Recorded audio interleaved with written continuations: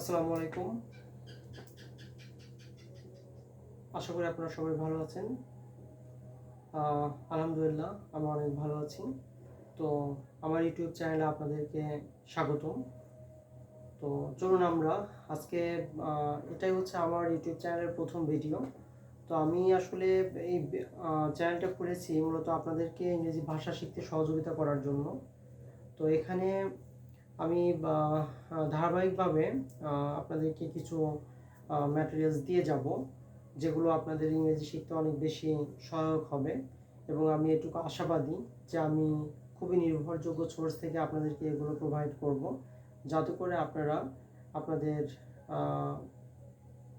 ইংরেজি ভাষা শেখার যে ইচ্ছা, বা বলতে পারেন যে ইংরেজি ভাষা শেখার যে আপনাদের বহুদিনের যে একটা আকাঙ্ক্ষা, এটা হচ্ছে পূরণ হবে। পাশাপাশি আপনারা যারা কম বেশি শিখেছেন সেই শেখা বিষয়গুলো আপনারা গুছিয়ে নিতে পারবেন এবং আপনারা খুবই সহজভাবে ইংরেজি ভাষা শিখতে পারবেন। আর আমি সেই বিষয়গুলো আপনাদেরকে শেখানোর চেষ্টা করব, যেগুলো পৃথিবীর বিখ্যাত গ্রামারিয়ানরা সাজেস্ট করেছেন যেভাবে ইংরেজি ভাষা শেখার জন্য, আমি সেভাবেই শেখানোর চেষ্টা করব। আসলে আমরা আজকে একটা গুরুত্বপূর্ণ বিষয় নিয়ে কথা বলি, তা হলো যে দ্য স্কোপ অফ গ্রামার। ওকে, গ্রামারের স্কোপটা কি, ঠিক আছে? হ্যাঁ, the scope of grammar. The scope of grammar হলো যে গ্রামারের আমাদের যে আলোচ্য বিষয়গুলো আছে, ঠিক আছে, এই বিষয়গুলো কি কি, গ্রামার কি কি বিষয় নিয়ে আলোচনা করে, আমরা কিভাবে সেগুলো শিখব, এই বিষয়টা মূলত আমি একটু ব্যাখ্যা করার চেষ্টা করব। আর পাশাপাশি দ্য হিরার্কি অফ গ্রামার, গ্রামারের যে হিরার্কিগুলো আছে, ঠিক আছে। হিরার্কি বলতে আসলে যে আমরা জানি যে সাধারণত কোনো একটা কিছুর মানে কম্পোনেন্টস অথবা এলিমেন্টস, এই টাইপের কোনো একটা কিছু বলা যায়, অথবা তাদের যে কোনটা, সেই কোনটা টপ থেকে শুরু করে মিডল, দেন হচ্ছে লোয়ার লেভেল পর্যন্ত কোন কোন স্তরে কোন টপিকগুলো আমাদের কীভাবে শিখতে হবে সেগুলো। যেমন আমরা এখানে প্রথমে দিয়েছি words, phrase, clause and sentence. Sentence হচ্ছে দ্য গ্রামাটিক্যাল হিরার্কির সর্ব টপ লেভেলে অবস্থান করছে, আর ওয়ার্ডসটা হচ্ছে লোয়ার লেভেলে অবস্থান করছে, ফ্রেজ অ্যান্ড ক্লোজ মিড লেভেলে অবস্থান করছে।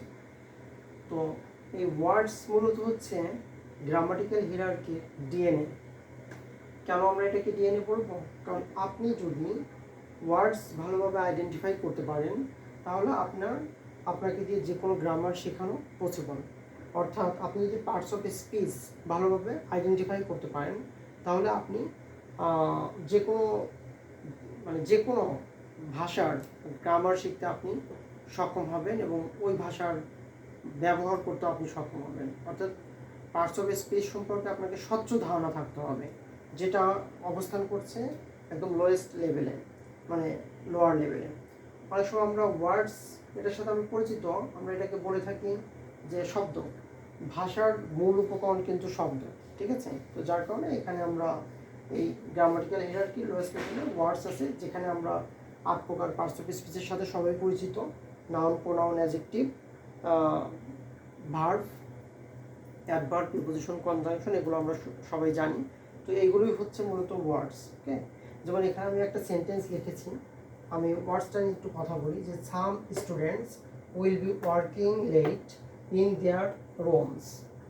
এখানে দেখুন, some students, will, be, working, এগুলো প্রতিটাই হচ্ছে একটা স্বতন্ত্র পার্টস অফ স্পিচ, আলাদা আলাদা পার্টস অফ স্পিচ। তো এই স্বতন্ত্র পার্টস অফ স্পিচগুলো এখানে আমরা যদি আরেকটু উপরে যাই, দেখতে পাবো এখানে আমি ব্যাখ্যা দিয়েছি যে সাম ডিটারমিনার, স্টুডেন্টস নাউন, এর সাথে এস যুক্ত, এটা প্লুরাল করা হয়েছে, এটাকে আমরা ইনফ্লেকশন বলি। দেন এটা হচ্ছে auxiliary verb, first auxiliary, then second auxiliary, main verb, এর সাথে ইনফ্লেকশন আইএনজি আছে, then adverb, plate, preposition in, and determiner their, noun, room, inflection S, এভাবে প্লুরাল করা হয়েছে। নাউন্স। ওকে, তো এভাবে একটা সেন্টেন্সের ভেতর আমরা বিভিন্ন শব্দের বিভিন্ন পার্টস অফ স্পিচে আছে সেটা আমরা দেখলাম। তখন এই যে বিভিন্ন পার্টস অফ স্পিচে আছে, এই পার্টস অফ স্পিচগুলো শুধু জানলেই আপনাকে হবে না, তারপরে আপনাকে কি জানতে হবে, যেহেতু কোনো বাক্যে পার্টস অফ স্পিচগুলো একা একা ব্যবহৃত হয় না, এই পার্টস অফ স্পিচগুলো মানে দুই বা ততোধিক পার্টস অফ স্পিচ মিলে একটা ইউনিটি তৈরি করে, বা একটা হচ্ছে তাদের ভেতরে একটা কোয়ারেন্স তৈরি করে, তারা একটা মানে একটা শব্দগুচ্ছ তৈরি করে, কোনো একটা ইনফরমেশন প্রোভাইড করে। ঠিক আছে, যেমন দেখুন যে সাম স্টুডেন্টস মানে কিছু ছাত্র, তাহলে এখানে ডিটারমিনার প্লাস নাউন, এভাবে একটা নাউন ফ্রেজ গঠিত হয়েছে, মানে নাউন ফ্রেজ গঠিত হয়ে এটা নাউনের মতো কাজ করছে।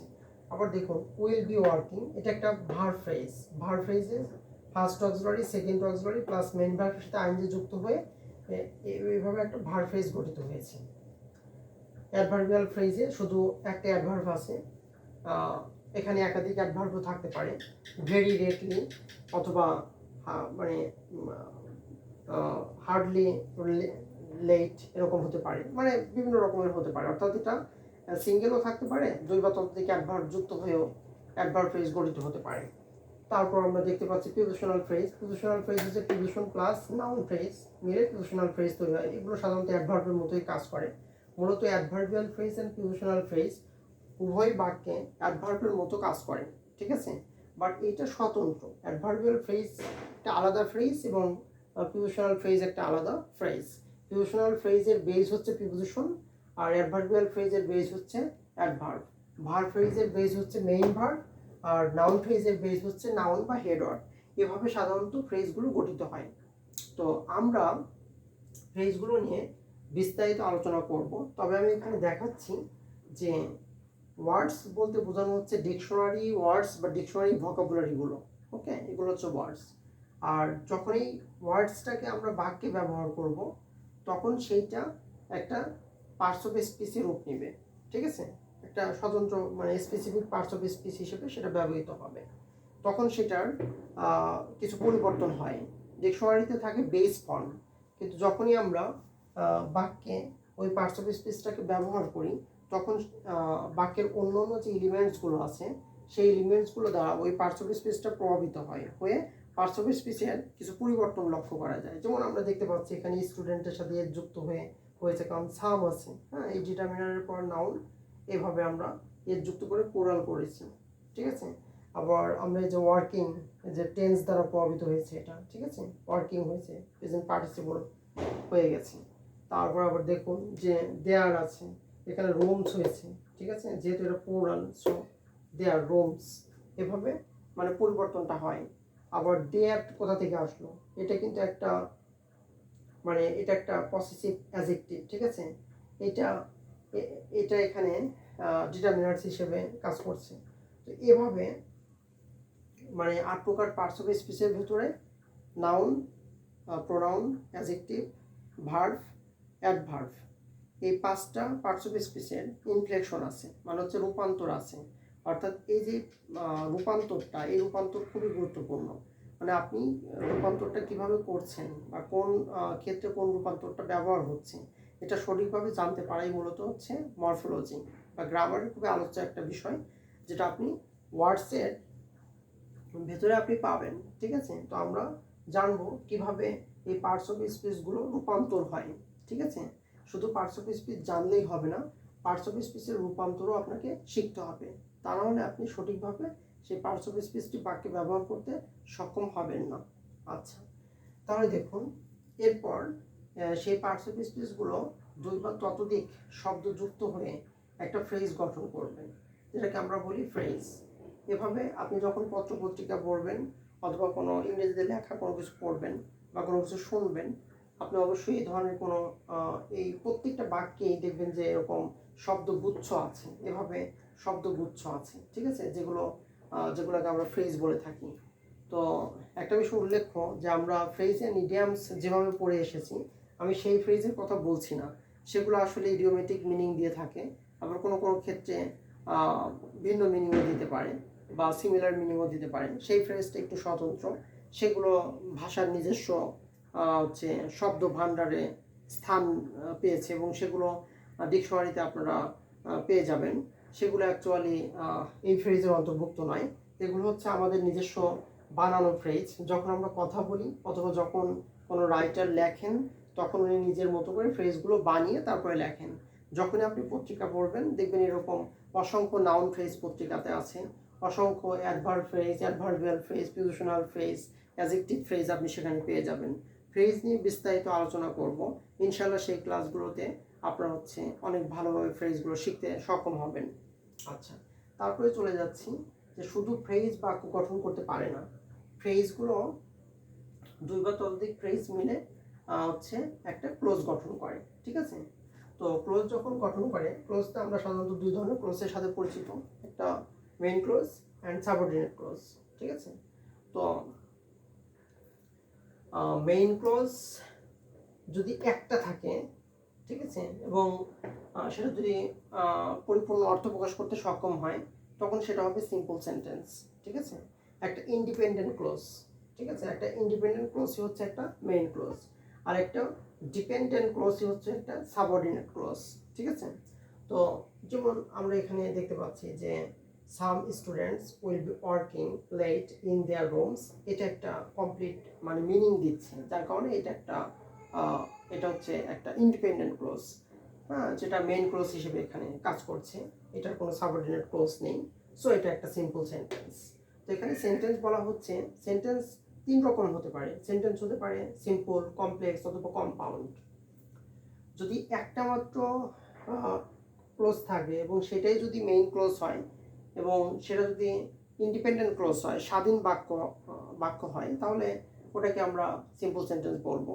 অর্থাৎ প্রতিটা মানে ক্লোজ মূলত হচ্ছে দুই বা ততোধিক ফ্রেজের সমন্বয়ে গঠিত হবে এবং সেটা একটা মানে কমপ্লিট থট মানে হচ্ছে প্রকাশ করবে, তখন সেটাকে আমরা একটা সিম্পল সেন্টেন্স বলবো। কিন্তু যখন দুই বা ততোধিক মানে ইন্ডিপেন্ডেন্ট ক্লোজ থাকবে এবং সেগুলো কোঅর্ডিনেটিং কনজাংশন যেমন অ্যান্ড, বাট, অর, নট, হ্যাঁ, এগুলো দ্বারা যুক্ত থাকবে, তখন সেটা হয়ে যাবে কম্পাউন্ড সেন্টেন্স।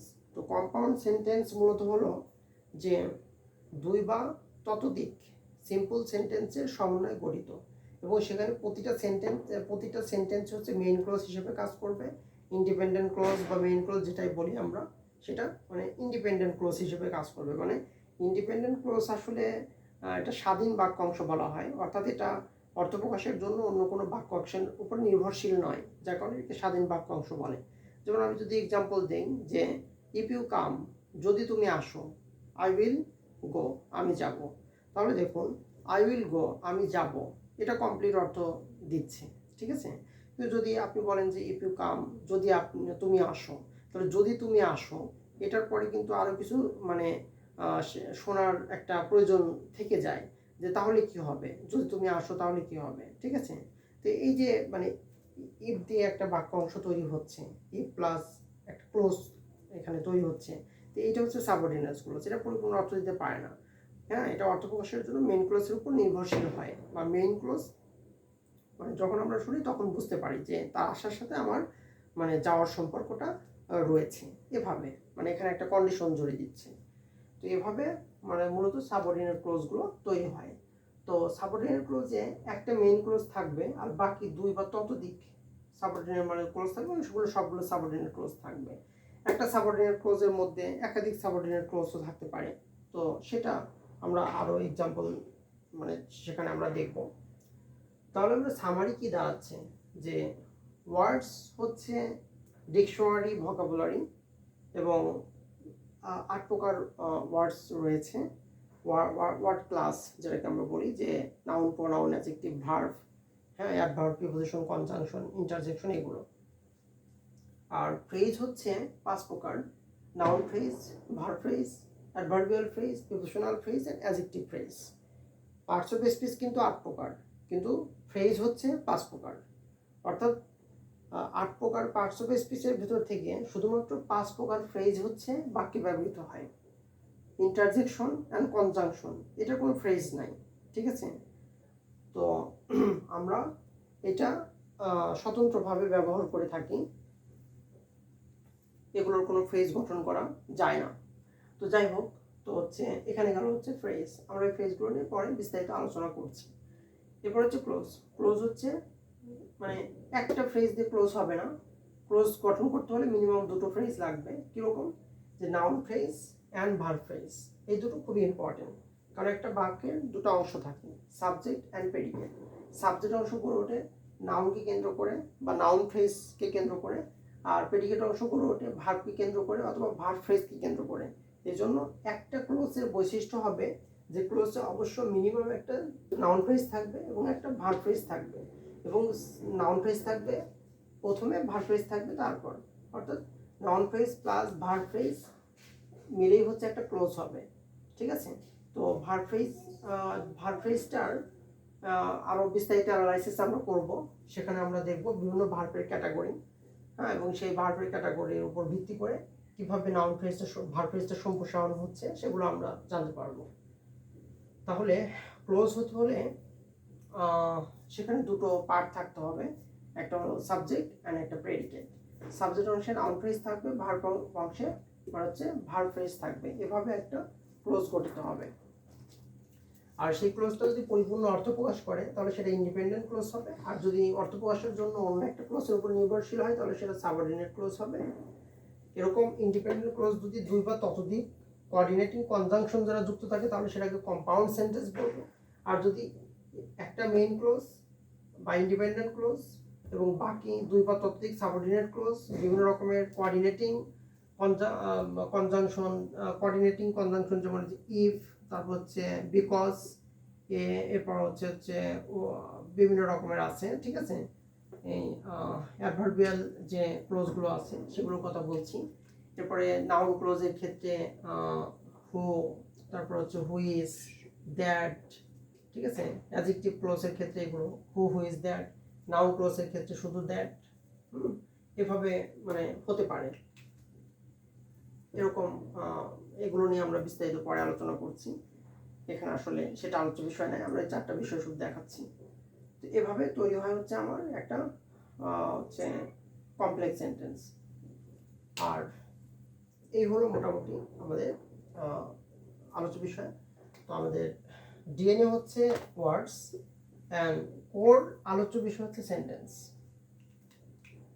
তো আমরা ওয়ার্ডস থেকে সেন্টেন্স পর্যন্ত আমরা বিস্তারিত মানে আলোচনার যে বিষয়টা সেটা আমরা দেখব। আশা করি আপনারা বিষয়টা বুঝেছেন। ওকে।